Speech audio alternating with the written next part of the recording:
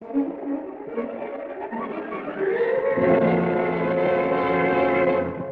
thought you came here to help me. How can I help you if I don't know all the facts? But there's no need to act as though you think I'm guilty. All right, so I tell you I don't think you're guilty before I know the facts. Now just tell me what the motive is, I was a widow when I married Larry. That's no motive for blackmail. But my other husband was also killed in an accident. Because of me.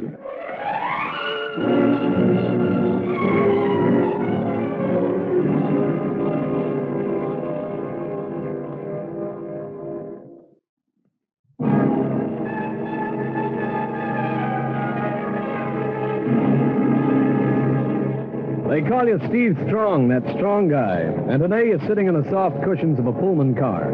Beneath you, the wheels of the train beat a lullaby of rhythm on the rails. Outside your windows, Mother Nature is putting on a color movie of the rolling prairie, of desert cactus and tumbling tumbleweed. Outside, the desert looks hot and dry.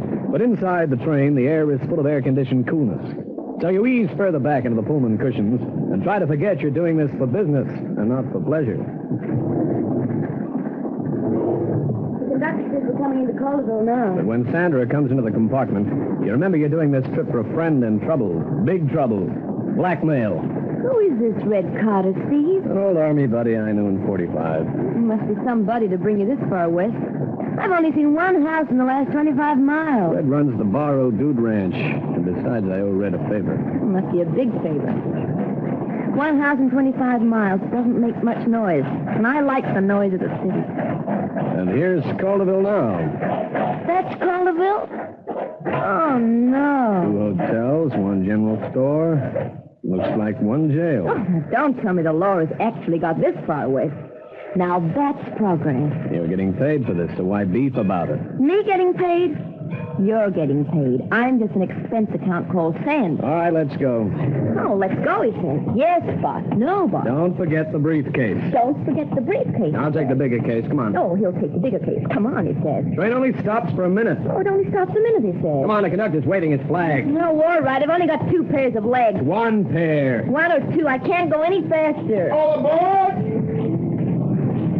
Oh, we made it. Made it, he says. That's a walking pigeonhole of yes and no's. That's me. What's wrong with you today?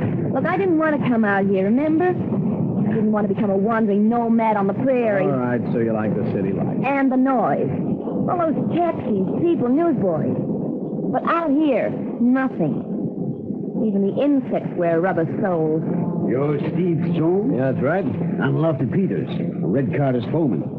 Red's tied up with some chores at the ranch and asked me to come and meet the train. Is Sandra my secretary? Howdy, ma'am. Much better, thank you. Hope you'll enjoy your stay at the old Bar O, ma'am. I'm sure I will. What happened to the big city life? We just blew a fuse, Steve. I'll take your bags, ma'am. Why, thank you, Mr. Peters. Her name's Lofty, ma'am. The coach is just over here, please. Oh, thank you, Lofty. You managed the other cases, Steve? You follow the hardened figure of the West and the softer outlines of Sandra mincing along beside you. Well, looks like I've got company. Taylor's the name, Martin Taylor. The voice is coming from inside, a part of a never-forgotten era, a life-size model of the Deadwood stagecoach. Welcome to the Barrow Transport Service. Nothing like a touch of the Old West to add a bit of glamour. A real live stagecoach. A genuine touch of the Wild West, eh? Mr. Taylor's a guest out of the Bar O. He just came in for the ride. You mean they still use these things out here? The Barrow's the best dude ranch in the West. At least that's what they say at the Barrow. That right, Peters? Yes, Mr. Taylor, that's right. The name's Strong, Steve Strong. Pleased to meet you, Strong. And the little lady is Mrs. Strong? My secretary, Sandra. Well. Come and sit over this side, Sandra. You'll get a nice view of the Gopher Canyon from here. Oh, and you'll help to show me, Mr. Taylor? Of course. Comfortable? Very comfortable. Oh, that's good. All right, Strong, hop aboard. Let's get moving. Or, as they say out here in the West, let's shake the dust. Let's shake the dust. That right, Peters? Yes, Mr. Taylor. Then let's shake the dust, Peters. Come on. Shut the door. Get those dogies rolling. A doggie happens to be a small cow, Mr. Taylor. Don't argue, Peters. Shut the door and let's get moving. Yes, Mr. Taylor. You sit in the coach and watch Martin Taylor do everything but hold hands with Sandra. But for once, you aren't taking over any anthills of jealousy, because that's Sandra's job. This time, Sandra's job is to play pretty pigeon. Pretty pigeon to all your suspects, to all the people you think could be the one who's trying Red Carter for blackmail. And Sandra plays Martin Taylor with all the tricks handed down from the Garden of Eden. But when you get to the ranch house, Sandra tells you her feelings in the quiet of your lonely room. This is the worst job you've ever put me on. Jumping up to all the men I meet. Who am I supposed to be, Mata Hari? Sure, it's a dirty game, a game of kiss and tell. Yeah, I kiss and they tell. Then you tell me, simple and straightforward. Why can't we play it out in the open, like you used to do, with you doing all the work? Forget your shorthanded typing. Today you're a detective. Employed by whom? This Red Carter, this buddy of yours who was so anxious for your help? Does any Red Carter meet you at the station? No. Does any Red Carter meet you at the ranch house? No. Blackmail. Huh. There's no blackmail in this mess, Mr. Stephen Strong. This little private eye of yours has turned to glass. You planned this vacation. I don't believe you ever met Red Carter. On the contrary, honey. Steve and I have met some many times Hello, ago. Red. Hello, Steve. You're Red Carter. But he said that you were buddies in the Army. Yeah, we were. I was a WAC. Women's Army Air Force. You don't need me, Mr. Strong. Sandra, now wait. For what? Another story? See you in New York, strong guy. You haven't changed, Steve. Now, I'll have to stop her. No need to see. You don't know Sandra. But I know my train timetable. There's no train and no plane. You're in the land of the pioneers, Steve, and the transport people seem to think we want to keep it that way. There's no train out till Thursday, and today's Tuesday. 2 days. Yeah, all right. Now, what's all this about blackmail? Oh, it's true, Steve. The story? In your letter, you said you'd tell me about it, but only when I got here. Well, now you're here. Well, the story, Red. I want you to find out who's blackmailing me. Not much you've already asked me in your letter, but first, I want to know why you're being blackmailed. My husband was killed 5 years ago in a hunting accident. No grounds for blackmail. He was killed in the Gopher Canyon, but with my gun. And the police? The local sheriff said it was an accident. And it was? No, Steve, I love land. There's still no answer. There were no witnesses. That's bad. Your gun and no witnesses. Only your word against the probing finger of the law. Yeah. All they needed was a motive. They didn't find one. There wasn't one. It was an accident. The gun slipped out of Larry's hands as he was loading it. It hit a shoulder of rock as it fell, and the gun went off. Bullet hit Larry in the chest. But now the blackmailer has found a motive. Yeah. Well, what is the motive? I'm no good at guessing games. I thought you came out here to help me. How can I help you if I don't know all the facts? There's no need to act as though you think I'm guilty. All right, so I tell you I don't think you're guilty before I know the facts. Now, just tell me what the motive is, huh? I was a widow when I married Larry. No motive. But my other husband was also killed in an accident because of me. You look at the girl you knew in the Army days. You remember her eyes were just as green, her hair was just the same chestnut-colored red. But with them, you remember a saying that says you can know a person for a lifetime and yet never really know them at all. What's wrong, Steve? You know what's wrong. You're trying to make a balance of friendship against the heavy weight of suspicion. And you're wondering just how much it takes to make the scales tip over. Steve, you don't really think that I killed Larry? I thought you were the only one I could turn to. Sure, Red, sure. But if the blackmailer knows all this, why doesn't he go to the police? Because of money. Would there be any other reason? Sometimes. It all depends. Look, I brought the blackmail notes with me. Huh? 3 of them. All printed by hand. Mm-hmm. 2 came by post a few weeks ago. Last one was slipped under my door 2 nights ago. Postmarks say they were posted in New York City.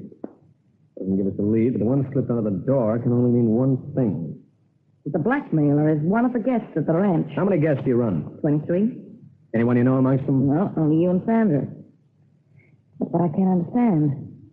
Only one thing these notes don't say. How much money? They don't mention anything about money, only refer to you making a payment. I don't understand. If it's not money they want, then what else could I pay with? Your life, Red. Fear for Red Carter's safety pushes against the drifting clouds of suspicion, and through the fog you know there's only one answer. To find the blackmailer, then let the law decide the answer. Oh, sorry, Strong. I thought you were alone. Standing in the doorway is the eager beaver, Martin Taylor. He's very apologetic, but also he doesn't move, just stands there with a stupid grin creasing wrinkles on his face. Just so I'd see if you wanted to see the big roundup, Strong. Great place this. Simply great. Just like a Zane Grey novel. Everything with dudes. Is that right, Miss Carter? That's right, Mr. Taylor, but it's Mrs. Carter. Oh, of course, my mistake. A slip of the tongue. What's this big roundup all about? Cowboys, cattle, branding irons, thundering herds. You know, the whole box of Western tricks. We try to give the guests the old-style Western life they read about in novels, Steve. Today's program is a cattle drive and branding some of the young steers. What the guests don't know, we've planned a little surprise. Some of the boys will be staging a mock cattle rustling raid. Real Zane Grey stuff, eh, Strong? You better saddle up if you're coming. You might miss something if you stay at the ranch. I want to show Steve a part of Gopher Canyon, Mr. Taylor. Then in that case, you won't mind if I take your secretary to the roundup, Strong? Go ahead. It's your holiday. Yes, my holiday. For a minute, I thought you were going to say it was my funeral. When did he arrive at the ranch? 2 days ago, the day the third letter was pushed under my door. Today he went for a ride to meet the train. Got to see what's coming in. But why should Taylor blackmail me? I don't even know him. We've got 21 guests to choose from. We've got to start somewhere. So we start where we get the first reaction. Well, it's just as you say, Steve. I told my foreman to saddle up our horses. Red, Yeah? why are we going to Gopher Canyon? You still think I could have killed Larry? I want to show it was an accident. You go to Gopher Canyon, you look at the scene where Larry Carter was shot. You stand in the shadow of the canyon wall, listen to the story of a man, a girl, a gun, and an accident. And the way Red tells it, you can see the sheriff had no choice to say it was nothing else but an accident. Do you believe me now, Steve? You tell her you do, and you start towards your horses, but you find they wandered off. Hey, that's strange, Steve. Well, maybe they got hungry. Oh, they're cow ponies, Steve. They don't wander off. They only move away if there's a reason. Sounds like your boys have begun a cattle rustling raid. But it can't be. That's not due till 2 o'clock. Someone should tell them their watches are 50 minutes fast. Steve, it's a stampede and they're coming this way. You look back along the canyon, and you see a wall of cattle screaming in a thundering mass across the canyon floor. And you and Red are standing helpless where the center of the moving mass of beating hooves will be passing. That boulder, Steve.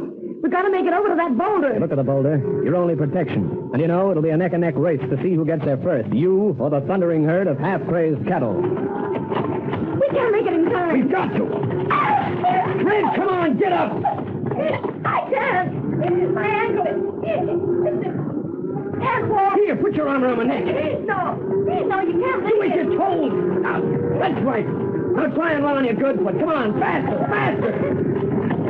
We can't. We won't make it, Steve. Don't talk. Run. Come on, run. Too late. Steve!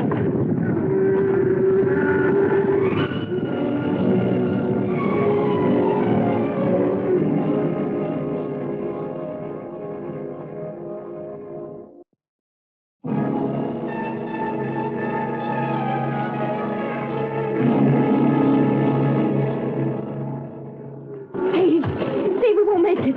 You can make it alone. Let me go. You don't wait to listen, nor to clap the hand of courage, because you know those words took a lot of saying. When you've only got 50 feet to go, the first of the herd bellows past your shoulder, and you feel his horn tear through the shoulder of your sports jacket, and behind him comes the whole herd. Steve, look out. Another close on. Here's the boulder. Now get down and stay down. No, it's behind. Just like with the rock face. They've got no time to set themselves to jump.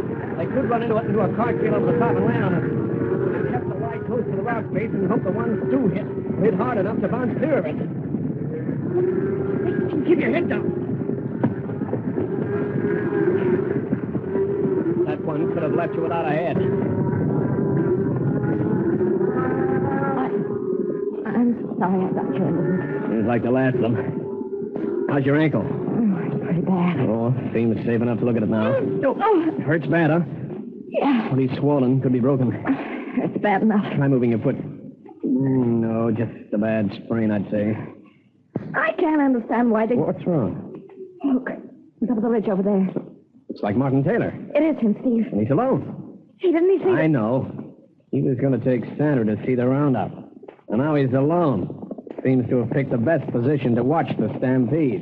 Do you think he sent the letters? Everything seems to point that way, Red. Steve! Who is it? Sandra and your foreman. Steve, are you all right? I thought you were out with Martin Taylor. Oh, shut up, Steve. Are you all right? Not even a scratch. But your shoulder. Eh?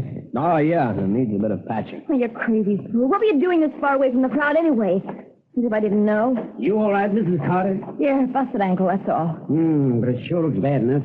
I have to get you back to the ranch house. Told the boys to bring the coach over just in case you were hurt. What caused the stampede? Rattlesnake scared a horse. One of the boys shot at it, and that started the stampede. Well, now, I'll go and see what's keeping the boys at the coach. How's the ankle, Red? Pain's getting worse.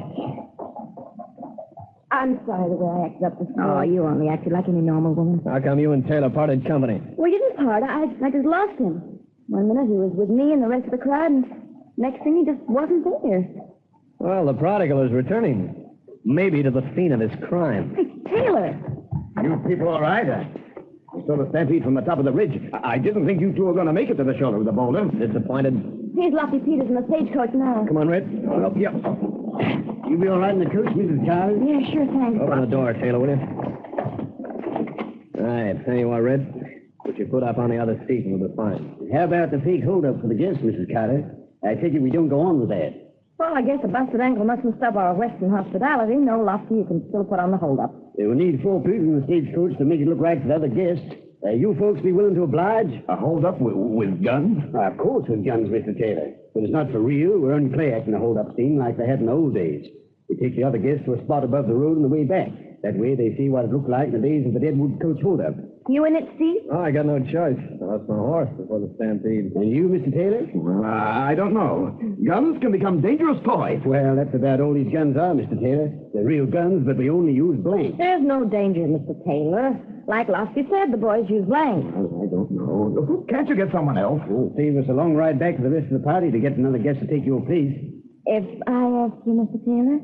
Well, all right. Maybe Mr. Taylor had other plans. I don't understand you, Strong. I'd like to know just what you're trying to say. If you don't know, Taylor, then there's no sense in me telling you. All right, now, Lofty, shut the door. We want to be back before sundown. All right, Chuck, let 'em roll. You're sitting in a plywood box with wheels on. 2 men and 2 girls. 4 people about to play the leads in a drama of the Old West. You hear the story, they plan to show in fiction.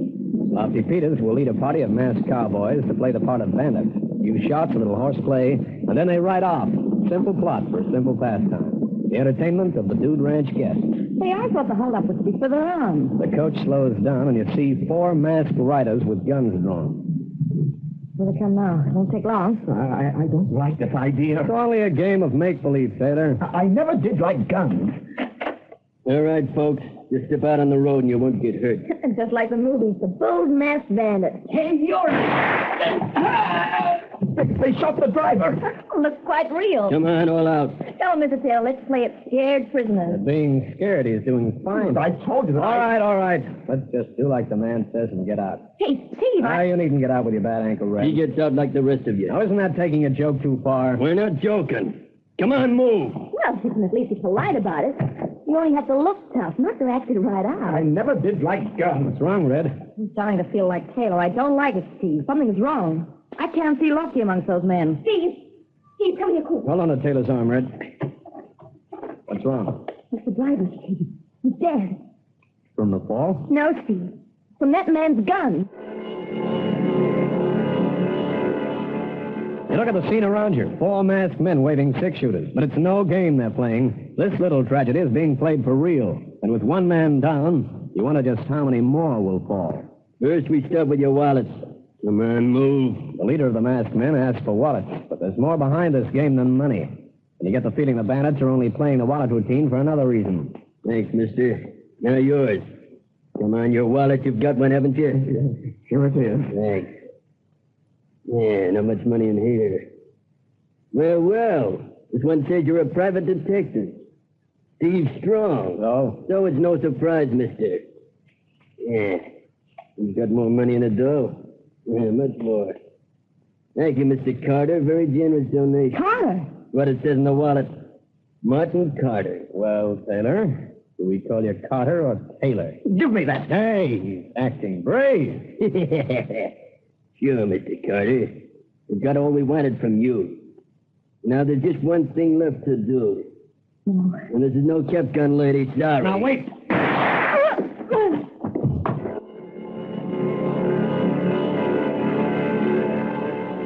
You're standing too far from the man to stop him shooting, so you use your voice and hope you can put him off. But you see Red Carter spin and fall slowly to the dusty road. Just stay where you are, folks, and you won't clutter up the gates of paradise. On a signal from the leader, the 4 masked men disappear into the clumps of mesquite and low, heavy scrub. Shot her in cold blood. In cold blood. Save your talking till later. You got some explaining to do, some heavy explaining. Steve, she's hurt bad, real bad. Come on, Carter. Help me get her into the coach. Then we've got some fast driving back to the ranch house. You don't waste time getting back to the ranch house. And while you're waiting for the doctor to come out from Calderville, you do a little question hunting with a man who calls himself Martin Taylor, but who carries a wallet bearing the identity of Martin Carter. I told you all I know. I received a letter in the post saying Red Carter murdered her husband. And her husband is your brother. Yes, but our father disowned him when he married Red. And he told the rest of the family we were to have nothing to do with Larry and his wife. And liking your security of big comforts, you did just that. Larry had enough to set himself up in a small business, or like he did out here, on a small ranch. And you still did nothing when he was shot. Father runs our family like he does his industrial empire. If we don't toe the line to his side of the argument, we find ourselves left with a goose's tail. While he's got all the meat and gravy. It's not easy to break away from an easy life and a good income when that's all you've been used to. But when you got this letter, you thought your family's honor was at stake, so you came out here under a false name to find out the rest of the story of how your brother died. I wanted to see justice done. So you didn't go to the police. The letter said not to. And you still call that justice? No, Carter. I've already rung the sheriff of Calderville. He's on his way out to ask you the same questions I've been asking you. And for your own sake, I'd suggest you find some better answers, because from where I sit, this is a twisted little story of revenge. And you are the one who's doing all the twisting. It takes a lot of nerve to arrange a killing, Strong, but I'm no hero. I'm a straight-out coward, and a coward can't change his spots. All he needs is someone to do the killing for him. No, Carter. I would suggest you went up to your room and thought of another story to tell the sheriff, because the one you're telling now would put you behind bars. And if the girl dies, you could be going just one step further. The death house. You let Carter go back to his room. You do it for a reason. A last desperate hope to bring the killer out into the open. Steve! Steve! You hear Sandra's cry. You run up the stairs to the room where you left her nursing the wounded girl.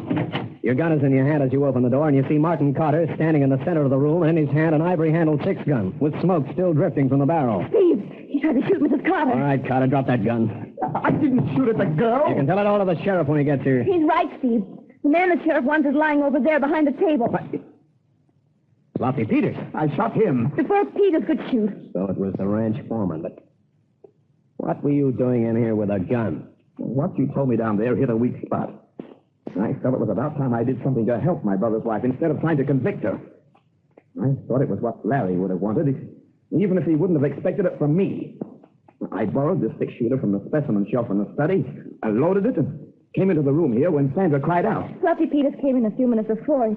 He said he wanted to see how Mrs. Carter was, and well, then he pulled his six-gun. That was when I came in. That was when Peters went out. For good. The ends of the mystery are tied when they search Peters' room and find a block of newspaper clippings of the accidental death of Red's first husband. But your search goes further, and you find the motive for murder.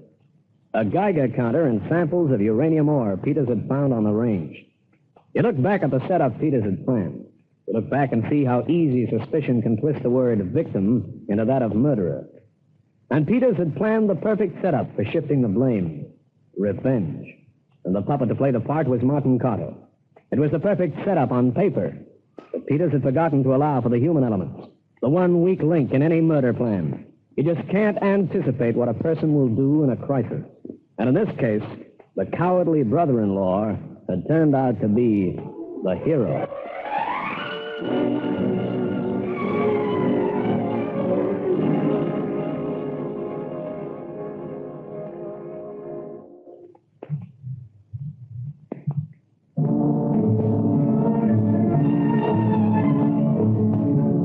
Well, like I said, I'm a sentimental, a romantic guy. But I've got a lot of good friends in and out of the force, and I like to keep them. I also like to help keep law and order in the community. I'll be with you again. But for now, this is Steve Strong, or as I'm more often referred to, that strong guy, signing off.